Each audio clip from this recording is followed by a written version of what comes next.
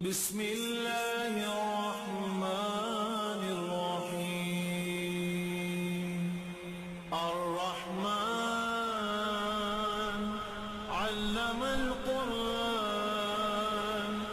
خلق الانسان علمہ البیان.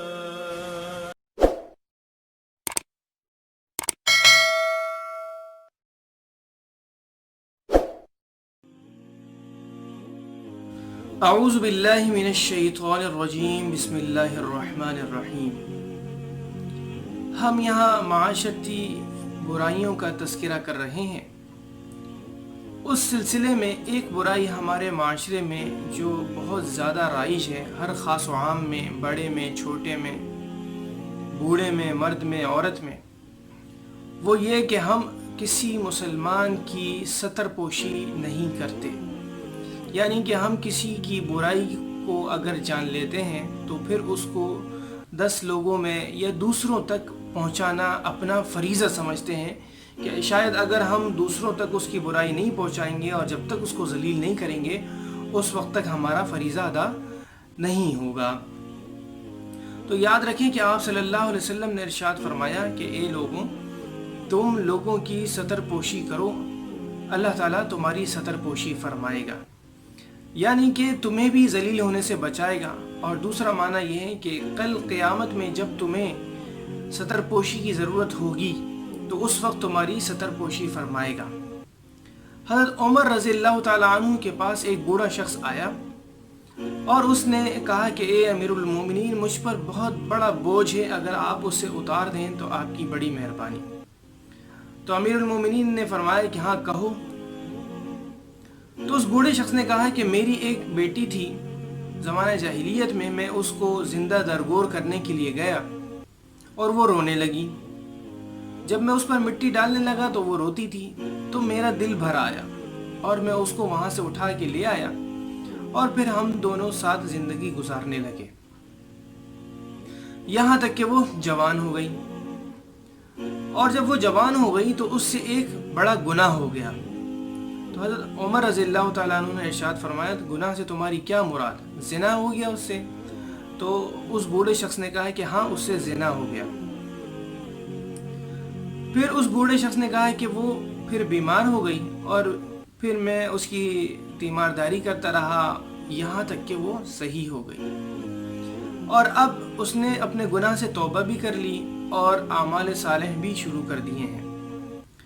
اب مسئلہ یہ ہے کہ ایک شخص اس سے نکاح کرنا چاہتا ہے، تو جو شخص اس سے نکاح کرنا چاہتا ہے، کیا میں اس کو ساری بات بتاؤں پرانی یا نہ بتاؤں؟ یعنی کہ اس کے عیب کو، اس لڑکی کے عیب کو بتاؤں یا نہ بتاؤں؟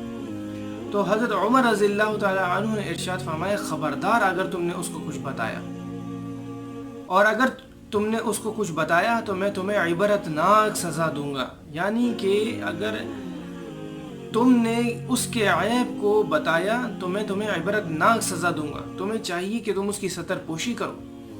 جو چیز اللہ تعالیٰ چھپانا چاہتا ہے وہ تم کیوں ظاہر کرنا چاہتے ہو؟ تو یہاں دیکھیں، ستر پوشی کرنے کے لیے حضرت عمر رضی اللہ تعالیٰ عنہ کتنی تاکید کر رہے ہیں ایک زانیہ عورت کے لیے کہ وہ اگرچہ زانیہ ہے لیکن اس کی ستر پوشی جو ہے وہ تم پر لازم ہے. تو ہمارے ہاں تو اگر میاں بیوی ہوں تو ان دونوں کو تو لازمی چاہیے کہ وہ ایک دوسرے کی باتوں پر پردہ ڈالیں، ایک دوسرے کے عیب پر پردہ ڈالیں، جیسے کہ قرآن کہتا ہے کہ ہن لباس لکم وانتم لباس لہن. اور اگر کوئی مسلمان ہے اور اس کو کسی کے عیب کی اطلاع ہو گئی ہے تو اس پر بھی اس کو چاہیے کہ ستر پوشی کرے، پردہ پوشی کرے، حتی المقدور کوشش کریں کہ وہ عیب، اس عیب پر دوسرے مطلع نہ ہوں. ہاں، اگر کسی شخص کے شر سے دوسروں کو بچانا مقصود ہے، مثال کے طور پر کوئی شخص جو ہے وہ چور ہے، دھوکے باز ہے، اگر اس کے ایسے عیب سے دوسروں کو بچانا مقصود ہے تو پھر اس کا عیب دوسروں کو بتا سکتے ہیں تاکہ دوسرے جو ہے وہ اس شر سے بچ جائیں. اور اگر ایسا نہیں تو پھر حتی المقدور کوشش کرنی چاہیے کہ دوسرے کے عیبوں پر پردہ ڈالیں تاکہ اللہ تعالیٰ آپ کے عیبوں پر بھی پردہ ڈالے۔